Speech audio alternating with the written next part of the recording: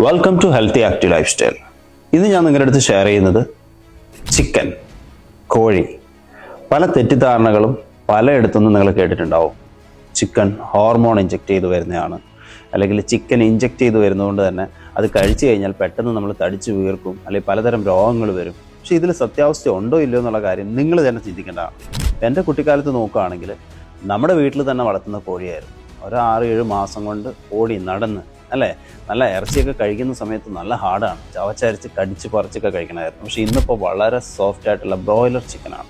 ഇപ്പം ഞാൻ നോക്കുകയാണെങ്കിൽ ഹെൽത്ത് ആൻഡ് ഫിറ്റ്നസ് മേഖലയിൽ വർക്ക് ചെയ്യുന്ന ആളുകളാണ്. എനിക്ക് ഒത്തിരി അധികം ക്ലയൻസിനെ ഞാൻ മീറ്റ് ചെയ്യാറുണ്ട്. എൻ്റെ അടുത്ത് ചിക്കൻ ഫാം നടത്തിയിട്ടുള്ള ആളുകളും വന്നിട്ടുണ്ട്. പക്ഷേ അവരുടെ എക്സ്പീരിയൻസ് അവർ ഷെയർ ചെയ്ത സമയത്ത് അവർ എന്നോട് പറഞ്ഞത് അവർ ബ്രോയിലർ ചിക്കൻ കഴിക്കാറില്ല. അവർക്ക് അവരുടെ ഫാമിലി ആയിട്ട് കഴിക്കാൻ വേണ്ടി അവർ നാടൻ കോഴിയെ വളർത്തി സെപ്പറേറ്റ് അതാണ് കറി വെച്ച് കഴിക്കാറുള്ളതാണ്. അപ്പോൾ ഇതിൽ നിന്ന് നമുക്ക് എന്തെങ്കിലും മനസ്സിലാക്കാൻ പറ്റുമോ? സോ നമ്മൾ വീഡിയോസൊക്കെ പലതും കണ്ടിട്ടുണ്ട്, ഇഞ്ചെക്ട് ചെയ്യുന്നതും പലതും നമ്മൾ കണ്ടിട്ടുണ്ട്. ഇതിനെക്കുറിച്ച് നിങ്ങളുടെ അഭിപ്രായം എന്താ? ഇത് നിങ്ങൾ ഇന്ന് കമൻറ്റ് ചെയ്യുക.